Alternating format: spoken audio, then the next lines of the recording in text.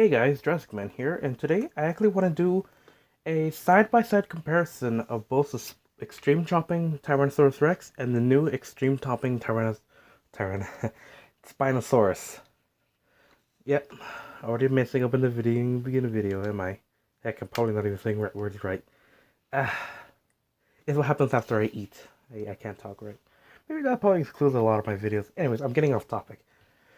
What I want to do is do a comparison between these figures because one, each of them are basically different dinosaurs. That's pretty obvious itself. But two, they're both differently made, as I can say. Because there's always a prototype, a final design, the first imagination of it, and a second imagination of it. Now what I mean by that, I mean by the mechanic and look. As we know, the Extreme Chomping line, or just these two at the moment, only have neck articulations, no mouth or jaw articulation, but instead a chomping feature that allows the dinosaurs to chomp on their prey, and they also have a movable tongue, depending on which ones you kind of have. Because those that got the Extreme Chomping T-Rex first tend to have, the tongue that will stick up. Newer iterations are just like that in the Spinosaurus, or as I heard, are actually glued onto the mouth, like mines, like what I did to mines. Because I glued mines to his mouth by taking it off, which wasn't pretty hard, because, let me do a quick demonstration. There's a peg right here, a peg hole, and the tongue was the peg. What I did is that I cut around the edge of that, on the side of the mouth, loosening the glue that was on it, and of course I heated it up too, and I pulled it off just like that. That's how I did it. It was pretty easy, pretty simple. But you know what? If I were you, I'd probably sell your old one, and if you find a new one, buy it, or do the other way around. Buy the new one and sell the old one. So, you don't have to have this tongue sticking out like what everyone else did. And you can have yours just as loose as that of the Spinosaurus, as you can see right here. Which is one comparison right here, because the Spinosaurus' tongue is a lot longer than that of the Extreme Chomping T-Rex. So let's get right to the comparison sides. As you know, they both have arm articulations, just like that of most of the figures. However, these are hidden. As you can see, there's a slight slot right here for the Spinosaurus, and there's an obvious one right here for the T-Rex. I don't know if the lights can catch it. Boy, I had to deal with this. But yeah, let's get that in closer position. There we go. More lighting into the figures. So, mechanic feature. This action feature of the Extreme Chomping series is just basically a big old button in the back of the head that allows you to chomp. For the Spinosaurus, it's a lot stronger and a lot easier to push compared to the T-Rex, if you can hear this. Since this is the first wave, so it kind of, bends the rule a bit. But if you see here, it's a lot harder to push, and the snap is very quick and fast. And that's not a good thing, because look at this. I got a small little Gallimimus toy, the one I reviewed, the chicken food, and if you put this into T-Rex's mouth, just like so, it falls out. That's due to the big tongue, and even when it had its tongue, it still would have fit figures in there. Now, if you compare that with the Spinosaurus,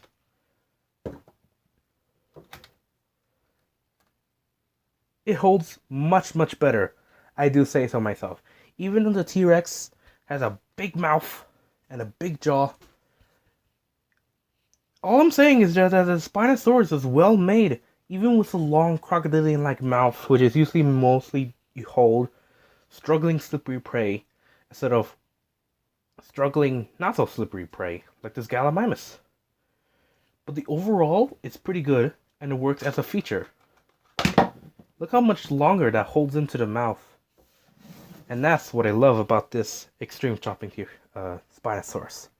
So, if I had to say anything, I really, really, really, really, really, really, really, really, really love this Spinosaurus. I just can't glorify it any more than it already has been. Or otherwise this has been. Another little problem I do gotta mention are the feet. Now they're both equal with my opinion on the feet. They're they're a bit loose in some sort of aspect. However, mine's T-Rex is a lot more looser than that of the Spinosaurus. Because the Spinosaurus, like I said, has a ratchet joint on one of its legs. And that helps it so it doesn't push out inwards too much. And also has a bit more force on this other leg.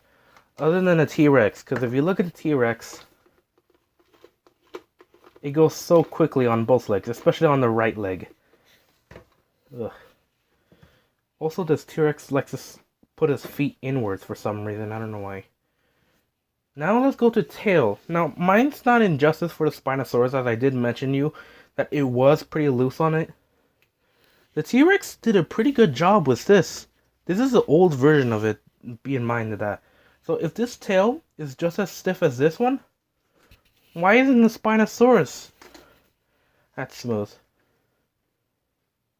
It's so loose into this figure that even if you turn it, which actually has a ratchet joint if I remember correctly, but I don't want to do it, because like I said, it'll loosen the figure.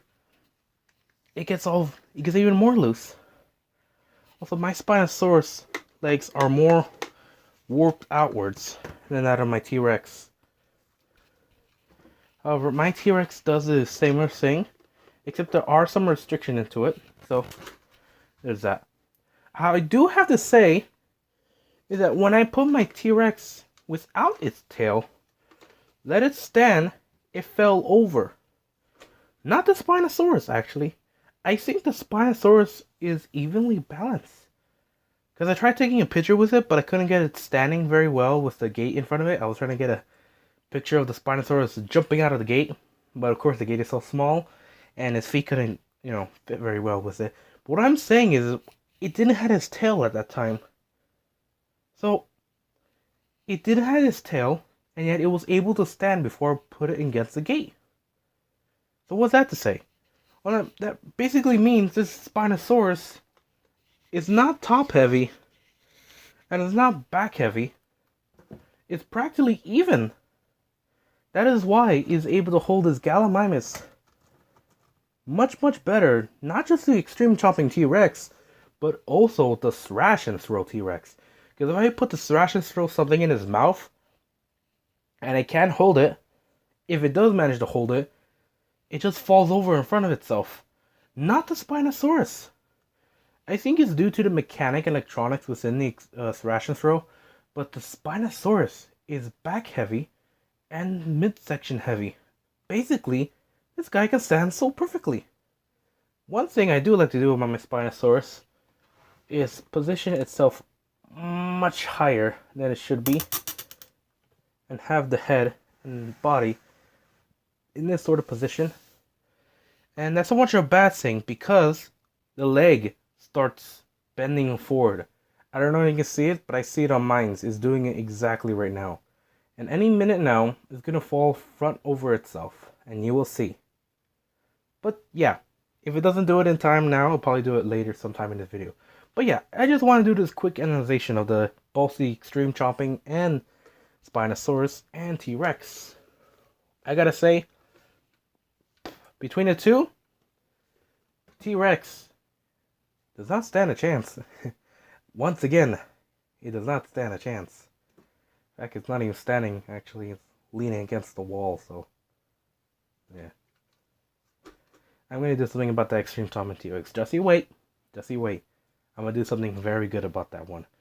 Paint-wise, between these two, the Spinosaurus obviously wins that. I mean, look at this exquisite paint that's came from Mattel. So, I hope you like this side review, or side mission as you like to call it. And remember to like, comment, and subscribe. And I see you guys on the next review. Peace.